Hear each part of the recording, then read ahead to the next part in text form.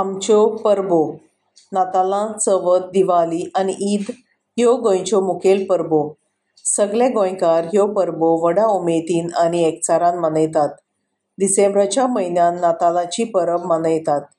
घराघरांनी नखेत्रां लायतात आनी गोठो करतात. व्हडा संख्यान लोक इगर्जेक नातालांचे मिसाक वता. नातालांची केक, दोस, बिबिंका, नेवऱ्यो, कोरमोलां पळोवन तोंडाक उदक सुट्टा. चवथीची परब भाद्रपद म्हयन्यांत येता. घरांतलें चवथीचें सामाण हाडूंक, घर रंगोवंक, खाणां करूंक, नवे कपडे आनी फोग हाडपाची बंदोबस्त करतात. घराघरांनी गणपतीची मुर्ती पुजेक लायतात. गणपती बाप्पा मोरया, फुडल्या वर्सा बेगीन मेळया असो गजर करीत करीत ही खुशालकायेची परब सोंपता. उपरांत दिवाळी येता. घरांतलीं भुरगीं आकाशदिवे करतात.